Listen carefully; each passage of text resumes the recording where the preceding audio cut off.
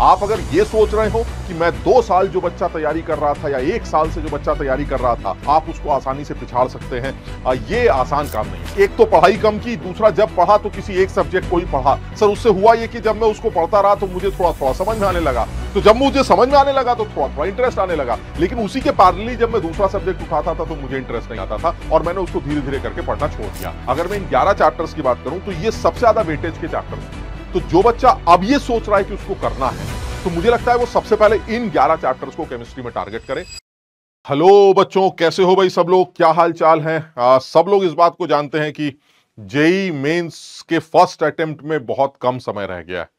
Almost 90 days हमारे पास हैं। पहली बात तो ये बिल्कुल क्लियर कर देते हैं कि जो बच्चे भी इस वीडियो को देख रहे हैं या देखना चाहते हैं, ये सिर्फ वो बच्चे होने चाहिए जो करना चाहते हैं।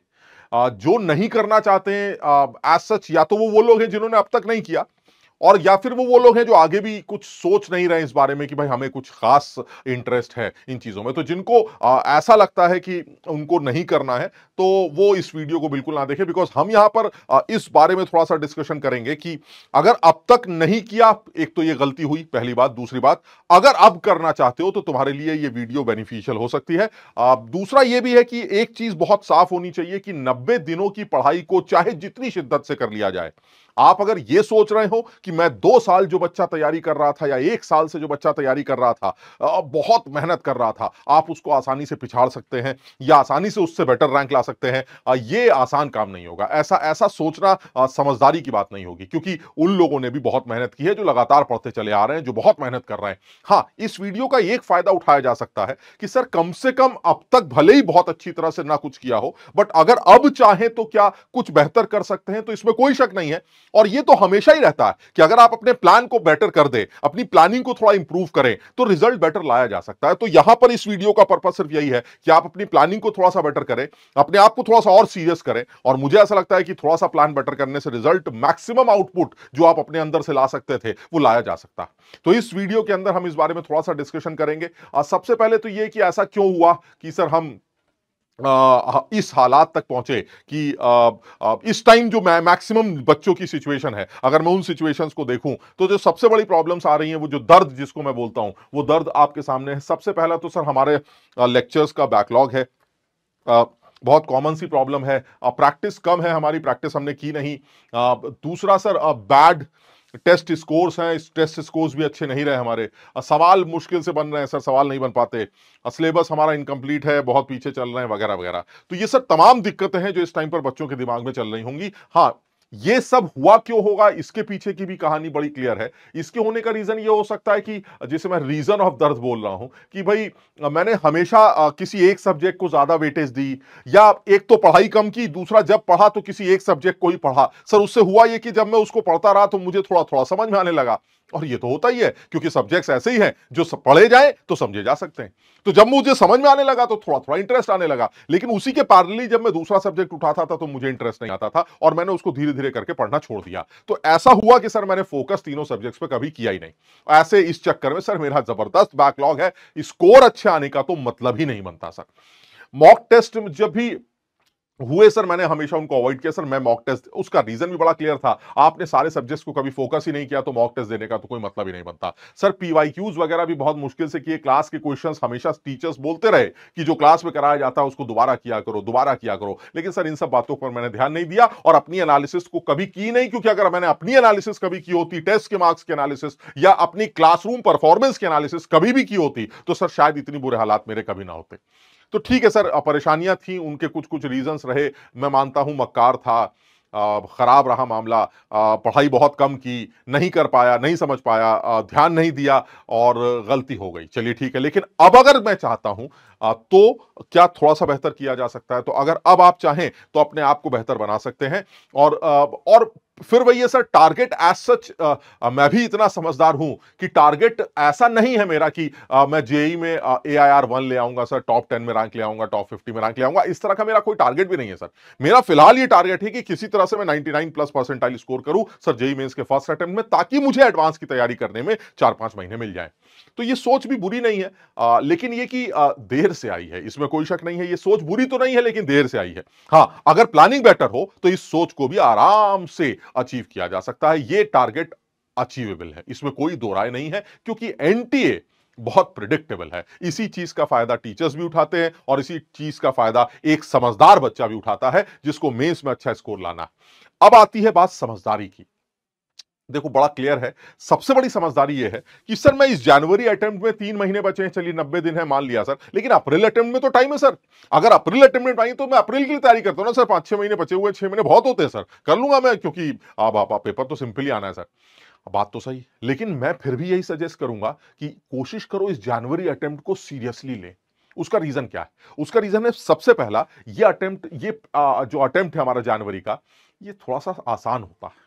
और ऐसा एनटीए नहीं कह रहा है, ऐसा एनटीए नहीं कहता कि हम जनवरी अटेम्प्ट आसान देंगे, अप्रैल अटेम्प्ट टफ देंगे। ऐसा ऑब्जर्व किया गया है कि जनवरी का अटेम्प्ट बेटर आता है, इजी आता है as compare to April attempt. दूसरा, यह भी देखा गया है कि जनवरी अटेम्प्ट में जो रैंक निकल के आती है वो कम परसेंटाइल पर बेटर रैंक और ज्यादा परसेंटाइल पर और बेटर रैंक देखने को मिलती है, जो कि अप्रैल में मुश्किल हो। यानी अप्रैल में सेम रैंक लाने के लिए आपको थोड़ी सी बेटर परसेंटाइल लानी पड़ती है। सर ये बात भी सही है सर, ये भी मैंने ऑब्जर्व किया है। तो ऐसे में सर फायदा तो है कि अगर हमें पेपर थोड़ा सा ठीक मिल रहा है, रैंक भी उस ठीक पेपर में ठीक आ जाएगी, कम स्कोर करके भी अच्छी रैंक आएगी, तो सर ऐसे में तो इसमें कोई बुराई नहीं है। और सबसे अच्छी बात क्या है कि सर जनवरी के बाद खाई नहीं आगे।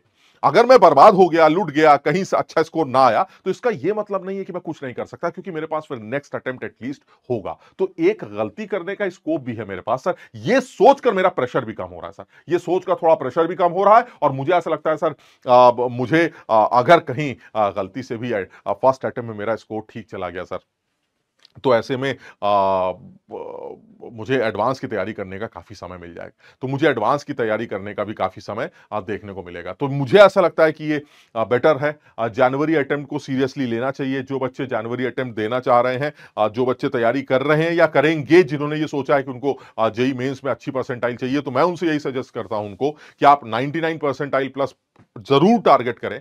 और ये टारगेट आप इसी जनवरी अटेम्प्ट का रखें, क्योंकि आपको ज्यादा आपके लिए ज्यादा आसान रहेगा ये काम करना। अब बड़ा क्लियर है सर। टारगेट की जहां तक बात आती है सर, मुझे यही बताया गया है और मैंने ये चीज ऑब्जर्व भी की है कि सर अब जो टारगेट है वो बहुत रियलिस्टिक टारगेट होगा, है ना। और मैंने ये ऑब्जर्व किया है कि 95-96 परसेंटाइल पर भी ठीक ठाक एनआईटीज मिल जाते हैं, ठीक ठाक ब्रांच मिल जाती है। तो ऐसे में यार फिर, हाँ सर, अगर मैंने कंप्यूटर साइंस का ही सोच रखा है और अपने टॉप एनआईटीज के बारे में बात करूं, तो सर उस केस में तो मुझे 225 के ऊपर स्कोर, 230 के आसपास स्कोर करना पड़ता है सर। वो थोड़ा सा टफ टारगेट लगता है, बट फिर भी सर अगर मैं नॉर्मल एनआईटीज की बात करूं तो ठीक ठाक ब्रांचेस मैं 97, 98, 96 परसेंटाइल पर भी पा सकता हूं सर। तो यार ये तो एक अच्छा मौका है, एक अच्छा एक अच्छी अपॉर्चुनिटी है, क्योंकि अब तक अगर मेहनत नहीं की, अब तक आवारागर्दी की, मस्ती काटी, तो सर अगर अब मेहनत कर ली जाए तो मजा आ सकता है। तो बच्चों, तुम सबसे यही बोलूंगा कि अगर अब भी नहीं करना चाहते तो ये सब बेकार है यार। अभी ये अटेम्प्ट निकलेगा, फिर अगला अटेम्प्ट निकलेगा, फिर मेंस निकलेगा, एडवांस निकलेगा, ये सब ऐसे ही खत्म हो जाएगा और तुम कुछ नहीं करोगे। इसलिए अगर अब चाहो तो कर सकते हो सीरियसली। अच्छा, अब ये सब तो ठीक है सर, इतनी बातें हो गई कि भाई हमसे, हमारे अंदर की प्रॉब्लम क्या है, वो प्रॉब्लम्स पैदा क्यों हुई, हमें कोशिश करनी क्यों चाहिए। लेकिन सर मैं तो कह रहा हूं कि मुझे कोशिश करनी है, मैं तैयार हूं, अब बताइए क्या करना है। तो अब मैं कुछ पॉइंट्स है मेरे पास, 8-10 पॉइंट्स है, मैं उन 8-10 पॉइंट्स को एक लाइन से पढ़ूंगा। उन पॉइंट्स को मैं जनरलाइज नहीं करना चाहता, यानी किसी एक पर्टिकुलर बच्चे के लिए नहीं बताना चाहता। वो बच्चा खुद डिसाइड करेगा कि उसको वो करना कैसे। मैं एक जनरल चीज बता सकता हूं तुम्हें कि आपको इस तरह से करना चाहिए। अब वो बच्चा डिसाइड करेगा कि उसको उसमें क्या क्या चेंजेस करने हैं। ये वो बच्चा डिसाइड करेगा जो बच्चा जेईई की तैयारी करना चाहता है, इन 3 महीनों में कुछ अपने लिए बेहतर करना चाहता है। सबसे पहला जो मेरी सोच है वो ये है, किसी भी तरह से आगे आने वाले 60-65 दिनों में आप 70-75% अपना सिलेबस कंप्लीट करिए। सर सिर्फ 70-75% से हो जाएगा? अब मैं तुम्हें अभी बात बताऊंगा। जैसा अभी मैंने बोला कि यार 97 परसेंटाइल की भी अगर आप बात करें, तो भी आराम से अच्छे एनआईटीज में, ठीक ठाक एनआईटीज में आपको ठीक ठाक ब्रांच मिल जाती। तो ऐसे में सर 97-98 परसेंटाइल लाना कोई बहुत मुश्किल काम नहीं है सर, ये काम किया जा सकता है। और अगर ऐसा है, और फिर तो यार बहुत बढ़िया है कि भाई 150 के ऊपर स्कोर भी आ जाता है तो भी 99 परसेंटाइल के आसपास पहुंचती है। तो यार ये तो 300 में का स्कोर है, 150 नंबर आ रहे हैं सर, इसका मतलब है कि ठीक ठाक तो काम किया जा सकता है ना, ठीक ठाक किया जा सकता है। तो सबसे पहले 70% सिलेबस को कंप्लीट करते हैं अगले 60 60-65 दिनों के अंदर, और उसके बाद एक सेट गोल करते हैं, एक रियलिस्टिक टारगेट डिसाइड करते हैं। ऐसा नहीं है सर मुझे JER1 चाहिए, नहीं ऐसा नहीं है सर। एक रियलिस्टिक टारगेट, सर मैंने अब तक कुछ नहीं किया, बहुत अच्छी तैयारी नहीं है, काफी बैकलॉग है, काफी परेशानियां वगैरह वगैरह, तो ऐसे में बेस्ट है कि सर मैं एक काम करता हूं, मैंने 98 परसेंटाइल, 99 परसेंटाइल या 97 परसेंटाइल को टारगेट करता हूं। तो सबसे पहले मैंने अपना एक गेम बनाया कि भाई मेरी जो टारगेट है वो ये रहनी चाहिए। तो एक रियलिस्टिक टारगेट कि बच्चा अपनी औकात के हिसाब से डिसाइड करे, और ये वो बच्चा खुद डिसाइड करे, ठीक। जिसको करना है, जिसको नहीं करना है वो कोई भी टारगेट डिसाइड कर सकता है, ठीक। दूसरी बात, लगभग 40 सवाल 50 सवाल, आप केमिस्ट्री की अगर मैं बात करूं, हम जो रोड मैप दे रहे हैं वो केमिस्ट्री के लिए दे रहे हैं, तो लगभग 40 सवाल। अगर आप किसी फिजिकल केमिस्ट्री के सवालों की बात कर रहे हैं तो ठीक है सर, 30 सवाल 25-30 सवाल से भी हमारा रेगुलर बेसिस पर अगर मैं कर रहा हूं तो भी मेरा काम चल जाएगा। यानी अगर आप नॉर्मली इनऑर्गेनिक केमिस्ट्री कर रहे हैं, ऑर्गेनिक केमिस्ट्री कर रहे हैं, तो उसमें आप सब मिला के 50 सवाल पर डे केमिस्ट्री में किसी भी तरह से प्रैक्टिस करने की कोशिश करिए, क्योंकि ये जो प्रैक्टिस वर्ड हमने बोला है यही आपको सफलता दिलाने वाला है। उसका रीजन है कि बहुत सारा टाइम तो आपका क्लासेस को और सिलेबस को कंप्लीट करने में खर्च हो रहा है। सर जो बचा हुआ टाइम है उसमें मुझे प्रैक्टिस करनी। अच्छा, अब प्रैक्टिस कहां से करनी, कैसे करनी है, इसके बारे में बात करेंगे। सबसे ज्यादा इंपॉर्टेंट है सर ये जो 70% सिलेबस है, उन 70% सिलेबस को मैं ऐसा क्यों नहीं बना देता कि मैं उन 70% में वही चैप्टर्स इंक्लूड कर लूं जो सबसे ज्यादा वेटेज के हैं। इसमें भी समझदारी है, ये भी बहुत बढ़िया समझदारी की बात है कि भाई इधर उधर की बातें मत करिए सर। पता चला 70 पढ़ा, उसमें से हाई वेटेज वाले सर 20%, 50-30% सिलेबस है सर, फिर क्या फायदा हुआ। इसका मतलब सर मैं खुद ही डिसाइड कर लेता हूं कि केमिस्ट्री के अंदर वो 70% सिलेबस कौन सा है, या वो कौन से चैप्टर्स हैं जो सबसे ज्यादा वेटेज रखते हैं। तो मैंने इसके अंदर कुछ चैप्टर्स लिख के लाया हूं। आपको बता दूं कि केमिस्ट्री में, फिजिकल केमिस्ट्री के अंदर mole concept, thermodynamics, atomic structure, kinetics, ये और सॉल्यूशंस, ये 5 चैप्टर्स ऐसे हैं जो बहुत वेटेज रखते हैं। पिछले 5-6 सालों में मेंस लेवल पर बहुत ज्यादा डिस्कशन इनके ऊपर किया गया है। इनऑर्गेनिक केमिस्ट्री की अगर बात करें तो as usual sir periodic table, chemical bonding, coordination, compound से सारे सवाल बनते हैं। जहां तक ऑर्गेनिक केमिस्ट्री का सवाल है सर, जीओसी एक बहुत ही इंपॉर्टेंट पूरे सिलेबस का, ऑर्गेनिक सिलेबस का बैकबोन बोला जा सकता है सर। हाइड्रोकार्बन है जिसके अंदर मैं अल्काइल हैलाइड्स, एराइल हैलाइड्स की रिएक्शंस को भी काफी हद तक कवर करता हूं। और बहुत ज्यादा इंपॉर्टेंट है oxygen containing carbon compound sir, जिसमें एल्डिहाइड, कीटोन्स या फिर एसिड्स वगैरह आ सकते हैं। तो मुझे ऐसा लगता है कि नेम्ड रिएक्शंस हैं ऑर्गेनिक केमिस्ट्री के अंदर, बहुत स्ट्रेट रिएक्शंस हैं। कुछ चीजें ऐसी हैं जो थोड़ा बहुत घुमा फिरा कर वो मोल कॉन्सेप्ट के सवालों के साथ परसेंटेज, यील्ड या फिर प्रोडक्ट का फॉर्मेशन कितना होगा वगैरह वगैरह, तो इस तरह की चीजें भी वो मिक्स करके सवाल बना सकता है। तो अगर मैं इन 11 चैप्टर्स की बात करूं, मेरे ख्याल से ये 11 चैप्टर होंगे, हाँ, अगर मैं इन 11 चैप्टर्स की बात करूं तो ये सबसे ज्यादा वेटेज के चैप्टर्स। तो जो बच्चा अब ये सोच रहा है कि उसको करना है, तो मुझे लगता है वो सबसे पहले इन 11 चैप्टर्स को केमिस्ट्री में टारगेट करे। और इसमें से ज्यादातर वो चैप्टर्स हैं जो ऑलमोस्ट हम कर भी चुके होते हैं। इस टाइम तक आते आते जो बच्चा 12th में है वो भी इनमें से ऑलमोस्ट सारे चैप्टर कवर कर चुका होता है। और जो बच्चा अभी रिपीटर बैच का है, उस रिपीटर बैच में भी जीओसी अगर स्टार्ट हो चुकी होती है, अदरवाइज ऑर्गेनिक के पोर्शंस बहुत जगह जो हमारे शुरू के बैचेस हैं उन जगहों पर ये ऑर्गेनिक भी हमारा ऑलमोस्ट कवर हो चुका होता है, 1-2 चैप्टर्स को छोड़कर। अदरवाइज जो हमारे पीछे के बैचेस हैं उनमें भी बहुत जल्दी इनके मेन चैप्टर्स ऑर्गेनिक के स्टार्ट हो जाते हैं। Mole, periodic, atomic, thermo, solutions, kinetics, ये ऑलमोस्ट सारे बच्चे कर चुके होते हैं। तो मैं ये बताना चाह रहा हूं कि आप शुरू तो करिए, धीरे धीरे करके वो पीछे से वो वाले चैप्टर भी कंप्लीट हो जाएंगे जो आपको बाद में कर लेने चाहिए। इसका मतलब ये हुआ सर ज्यादातर बच्चे ऐसे हैं जिनमें से इनमें से काफी चैप्टर्स वो कवर कर चुके हैं। तो अगर मैं इन्हीं चैप्टर्स पर फोकस करूं, रेगुलर बेसिस पर इन्हीं को रिवाइज करने की कोशिश करूं, इन्हीं के सवालों की प्रैक्टिस करूं, तो 70% नंबर लाना कोई बड़ी बात नहीं है। बिकॉज ये कंफर्म है कि इन चैप्टर से आपको 60 से 70% पेपर मिलना ही मिलना है, इसमें कोई दो राय नहीं। तो अगर ऐसा है तो फिर आसान हो गया, ज्यादा मुश्किल नहीं। दूसरी बात करते हैं। दूसरी बात ये कि सर स्कूल हमारा जो क्लासेस हैं वो क्लासेस भी चल ही रही हैं सर, 6-7 घंटे 5-6 घंटे की क्लासेस तो होती हैं। तो अगर 5-6 घंटे की क्लासेस होती हैं तो उन क्लासेस के अलावा आपको कम से कम 7 घंटे पढ़ने चाहिए। अगर अब भी देखो फिर वही वाली बात आती नहीं सर ये ज्यादा हो जाएगा, तो ज्यादा हो जाएगा तो फिर ये टीवी बंद कर दो। अगर ज्यादा हो जाएगा तो इस वीडियो को देखने की जरूरत नहीं। बिकॉज इस टाइम पर भी अगर कोई ये सोच रहा है कि ये ज्यादा हो जाएगा, तब जब आज से 2 साल तक खूब ऐश काटी है, खूब मस्ती काटी है, उसके बाद भी अगर तुम्हें लगता है ये ज्यादा हो जाएगा तो फिर अब आप ना करें, क्योंकि अब ज्यादा करना पड़ेगा, क्योंकि उसके अलावा और कोई रास्ता ही नहीं। तुम्हारी सबसे बड़ी जो स्ट्रेंथ है वो तुम्हारा डिसिप्लिन होने वाला है इन 3 महीनों के अंदर। अगर किसी बच्चे ने डिसिप्लिन तरीके से तैयारी नहीं की तो वो सिलेक्ट नहीं हो पाए। ठीक। दूसरी बात, कोशिश करो जो हमारे सेल्फ स्टडीज हैं, जिनको आप 7 आवर्स की सेल्फ स्टडीज बोल रहे हैं, अपार्ट फ्रॉम हमारे क्लासेस, इनमें 2 सब्जेक्ट कवर करो। उसका रीजन है, हमारे पास टाइम कब है, हम जनरली एक सब्जेक्ट में जब कुछ या एक साथ तीनों सब्जेक्ट जब लेते हैं तो एक सब्जेक्ट को हम ज्यादा टाइम नहीं दे पाते। उसमें हम जब थ्योरी पढ़ना स्टार्ट करते हैं तो थ्योरी पढ़ते पढ़ते उस सब्जेक्ट का टाइम खत्म हो जाता है, फिर दूसरे सब्जेक्ट का टाइम स्टार्ट होता है। सर वो जो होता है ना कि एक कॉन्फिडेंस की सर इस आज हमने ये किया, वो सिर्फ तभी आएगा जब आप किसी एक सब्जेक्ट को ज्यादा टाइम दे सके।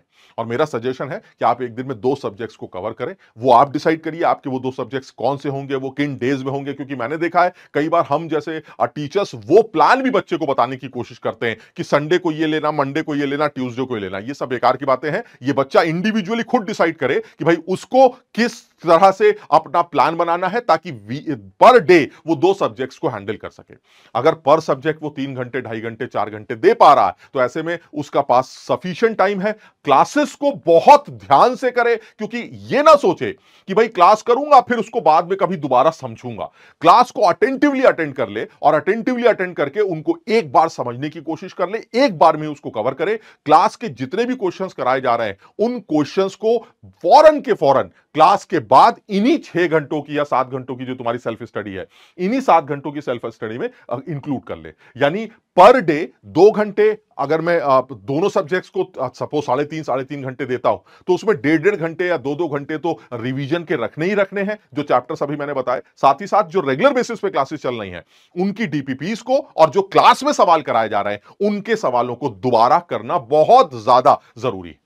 किसी भी तरह का कोई और मटेरियल या बहुत ज्यादा कुछ सीखना या पढ़ना इस टाइम पर जरूरी नहीं है, क्योंकि ये सब चीजें लास्ट के 90 दिनों में जो बच्चा सब कुछ करना चाह रहा है वो लास्ट के 90 दिनों में इतना कुछ नहीं कर पाएगा। इसलिए अगर वो अपने लिए कुछ बेहतर चाहता है तो उसको बहुत स्पेसिफिक होकर तैयारी करनी चाहिए और इससे वो बहुत अच्छा स्कोर कर सकता है। रिवीजन 2 घंटे बहुत ज्यादा जरूरी है। एक सब्जेक्ट को 1.5 घंटे 2 घंटे देना बहुत ज्यादा जरूरी लगता है, क्योंकि और रिवीजन में भी एज सच कुछ ऐसा नहीं है कि सर मुझे कुछ बहुत कमाल करना है। सर वही लेक्चर नोट्स है सर जो क्लास में कराए गए थे, वही लेक्चर नोट्स उठा के दोबारा रिवाइज करने हैं। उन नोट्स को समराइज फॉर्म में बनाना है सर, उन नोट्स को अपने हिसाब से बनाना है। एक बार शॉर्ट तरीके से कुछ फॉर्मूले शीट बना ली जाए, या फिर उन नोट्स के पॉइंट्स को हाईलाइट कर लिया जाए, या आपके पास पहले से अगर कोई नोट्स रखे हो उन नोट्स को अंडरलाइन कर लिया जाए, उनमें स्टार मार्क कर दिया जाए। कुछ ऐसी चीजें जो आपको इंपॉर्टेंट लगती हैं ताकि जब फाइनल रिवीजन का बारी आए तो आप उसको देख सकें।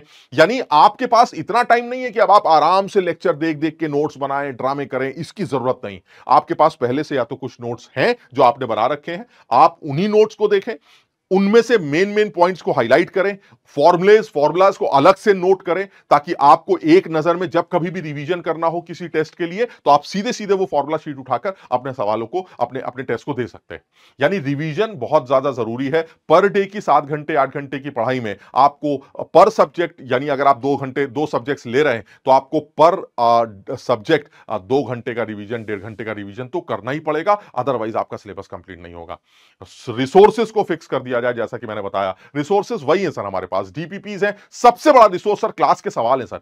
हर क्लास में 10-11 सवाल, 12 सवाल हर क्लास में हर टीचर कराता है। सर अगर मैं हर चैप्टर की बात करूं तो हर चैप्टर में मुझे कम से कम 20-25 30 40 50 सवाल, 60 सवाल, 70 सवाल मिलते हैं सर। ऐसे में सर इधर उधर बारे में क्या सोचना सर, सबसे पहले क्लास के सवाल कर लूंगा, फिर कुछ पीवाईक्यूज उठाकर पीवाईक्यू सॉल्व करूंगा। इसके अलावा मुझे और कुछ नहीं करना है सर, मुझे और कुछ करने की जरूरत नहीं है। आपके पास पीवाईक्यूज होने चाहिए और साथ ही साथ क्लास के सवाल होने चाहिए, इसके अलावा और बहुत कुछ करने की जरूरत नहीं। पीवाईक्यूज करते वक्त एक बात का जरूर ध्यान रखना कि पीवाईक्यूज, जो बच्चा सिर्फ पीवाईक्यूज कर रहा है उसको परेशानी आ सकती है। रीजन क्या है? अगर वो समझदार नहीं। कैसे?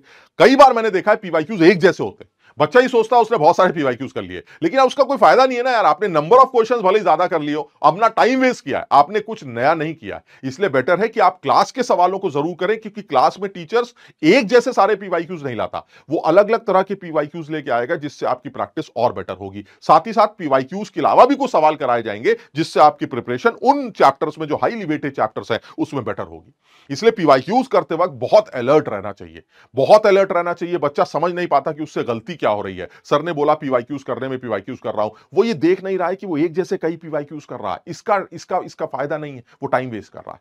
तो तुम भी पीवाईक्यूज करते वक्त इन बातों का ध्यान रखो। एक पर्टिकुलर कॉन्सेप्ट को सॉल्व करने के बाद अगर उसी से रिलेटेड कोई सवाल मिले तो एक सवाल कर सकते हो, लेकिन ये कि अब मैं उसी तरह के सारे सवाल करके कॉन्फिडेंस हासिल कर रहा हूं, ये बेवकूफी, ऐसा करने की जरूरत नहीं। दूसरा, सोने से पहले अगले दिन का टारगेट उसी टाइम डिसाइड कर लो। आप सोते सोते नेक्स्ट डे का टारगेट डिसाइड कर ले कि कल मुझे केमिस्ट्री और मैथ्स करनी है, केमिस्ट्री में मुझे केमिकल काइनेटिक्स की सबसे पहले आधे घंटे के अंदर थ्योरी रिवाइज करनी है। जिसने पहले नहीं पढ़ रखा है वो 1 घंटा थ्योरी को देगा, सिर्फ लेक्चर्स के टाइम की, या फिर किसी वन शॉट को, जिसने, अगर किसी बच्चे ने वो केमिकल काइनेटिक्स कभी पहले किया नहीं है तो वो किसी वन शॉट से उस केमिकल काइनेटिक्स के चैप्टर को एक दिन में पूरा कवर करेगा और नेक्स्ट डे उसी क्लास में कराए गए सवालों को और पीवाईक्यूज को करने की कोशिश करेगा। 2 दिन में 3 दिन में वो आराम से एक चैप्टर कंप्लीट कर सकता है अगर वो मेहनत से करने की कोशिश करे। क्लियर है। जहां तक सवाल है फॉर्मूला शीट्स का, बहुत जरूरी है क्योंकि लास्ट में रिवाइज करना आपके लिए बहुत ज्यादा आसान रहेगा। अब आती है प्लानिंग। अक्टूबर से दिसंबर तक की बात करें तो ये हमारे पास जो 60 डेज होंगे, इन 60-65 दिनों में आपको रेगुलर बेसिस पर ये काम करना है जो आपको करने के लिए बोला गया है। साथ ही साथ वीकली टेस्ट देने की कोशिश करें और उन महीनों में कम से कम 3 या 4 मॉक टेस्ट दें जिससे आपको एग्जैक्टली पता चले कि हम कहां स्टैंड कर रहे हैं। फिर जैसे ही जनवरी आए आपको सिर्फ रिलैक्स रहना है, आपको सिर्फ रिवीजन करना है 11th-12th का, और उस टाइम पर भी बेटर टाइम मिलेगा तुम्हें रिवाइज करने का। वो सारे पॉइंट जो आपने हाईलाइट किए, आपने अपनी बुक्स के ऊपर हाईलाइट किए, जहां पर भी आपने उसको हाईलाइट कर रखा है, प्लस जो फॉर्मुला शीट आपने बना रखी है, प्लस वो जो चैप्टर्स इंपॉर्टेंट है, वो जो चैप्टर्स क्लास में उस टाइम चल रहे हैं, आप उनका भी रिवीजन कर सकते हैं। पर डे एक टेस्ट उस टाइम, या 2 दिनों में एक टेस्ट ऑल्टरनेट बेसिस पर वो टेस्ट देना बहुत ज्यादा, फुल सिलेबस टेस्ट देना बहुत ज्यादा जरूरी है। क्लियर है।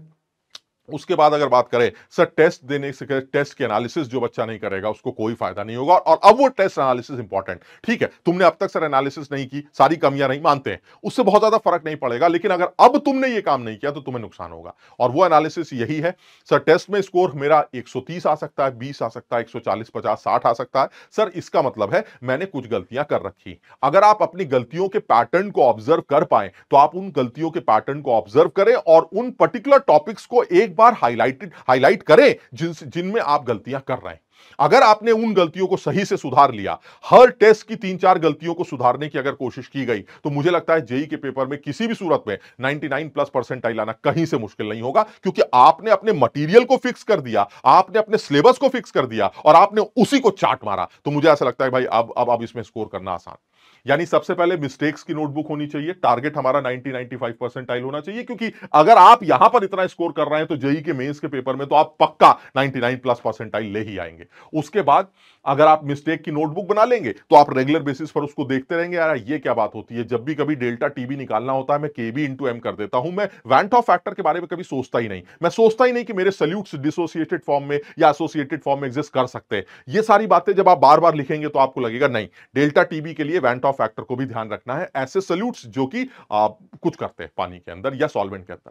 तो हमें इन सब बातों का भी उन मिस्टेक्स की नोटबुक में मेंशन करना चाहिए, अपनी पैटर्न, गलती की पैटर्न को ऑब्जर्व करना चाहिए और अपनी वीकनेस को इंप्रूव करना चाहिए। और वीकनेस को इंप्रूव करना, सर बहुत सारी वीकनेस है लेकिन अब वीकनेस बहुत कम है। क्यों? क्योंकि सर अब मैंने सब कुछ बहुत दायरे में ले लिया है, अब मैंने सारी चीजें बहुत दायरे में ले ली हैं। सर पढ़ाई 7 घंटे करूंगा, इन 7 घंटों में जो रेगुलर बेसिस की क्लासेस चल रही हैं उनके क्लासेस के सवालों को दोबारा करूंगा, प्लस रिवीजन के लिए सर मैंने बिल्कुल रिसोर्स फिक्स कर रखे हैं। सर मेरे पास डीपीपीज है, मेरे क्लास के सवाल है और मेरे पास पीवाईक्यूज है, इसके अलावा मुझे और कुछ करना ही नहीं है। सर मैंने कुछ सेट चैप्टर्स पकड़ रखे हैं, मैं सबसे पहले इन चैप्टर्स को रिवाइज करूंगा, जो क्लास में चल रहा है सर वो करता रहूंगा, क्योंकि उसी से तो मेरा 70% सिलेबस कंप्लीट होगा। हाँ सर मेन चैप्टर्स जो आपने बताए हैं वो मेन चैप्टर्स पर बहुत फोकस करेंगे। सबसे पहले रिवीजन इन्हीं चैप्टर्स का स्टार्ट कर देते हैं जो चैप्टर्स आप पढ़ चुके हैं।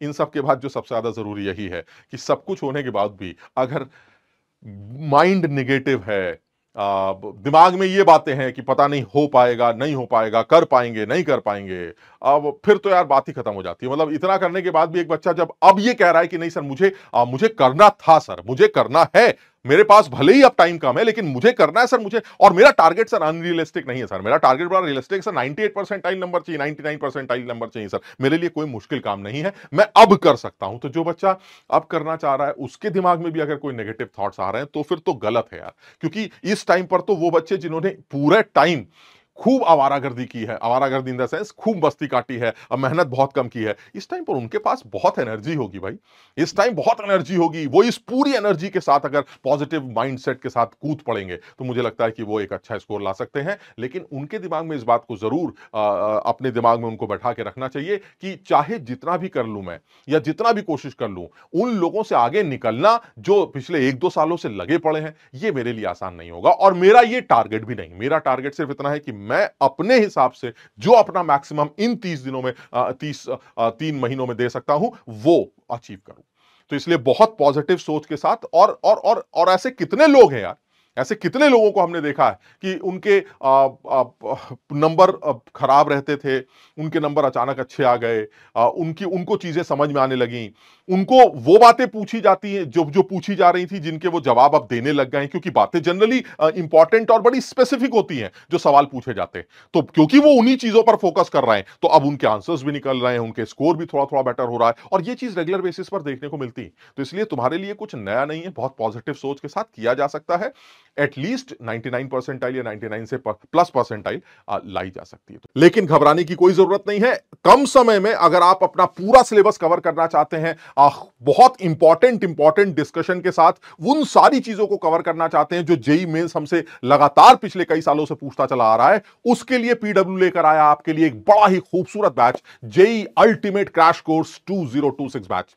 इतना जबरदस्त बैच है जो 13 अक्टूबर 2025 को स्टार्ट हो रहा है, और इस बैच का जो प्राइस है वो 3,200 रुपए है। और इसके फीचर्स और इसके टीचर्स आप अगर देखेंगे तो आप हैरान हो जाएंगे। पीडब्ल्यू के जो टॉप टीचर्स हैं वो सारे टीचर्स इस बैच में लिए गए हैं। आपके लिए फिजिकल केमिस्ट्री में अमित सर होंगे, Ashish sir maths, Ankur sir organic chemistry, Amitabh sir inorganic chemistry, और एमएसटी सर हमारे फिजिक्स पढ़ा रहे होंगे। एक जबरदस्त बैच होगा। इसके फीचर्स की अगर बात करें तो इसमें रिकॉर्डेड लेक्चर्स प्रोवाइड किए जाएंगे जो ज्यादा जरूरी होंगे इस टाइम हमारे लिए। रेगुलर टेस्ट के साथ ये बैच लिया गया है, साथ ही साथ डीपीपीज और मस्ट डू क्वेश्चंस के पीडीएफ प्रोवाइड किए जाएंगे। और ये मस्ट डू क्वेश्चंस वो होंगे जो ये सोच के बनाए गए हैं कि जेई इन पर तो सवाल पूछता ही पूछता है। साथ ही साथ class hand written notes provide किए जाएंगे, mind maps and formula sheets provide की जाएंगी। एक जबरदस्त बैच है हर उस बच्चे के लिए जो कम समय में अब अपना पूरा सिलेबस रिवाइज करना चाहता है। वो सारे बच्चे जो अब तक भी तैयारी करते चले आ रहे हैं कहीं से भी, वो लोग भी इस बैच को लेकर अपना पूरा सिलेबस 3 महीने के अंदर रिवाइज कर सकते हैं, सही से इंपॉर्टेंट चीजों को एक बार दोबारा रिकॉल कर सकते हैं।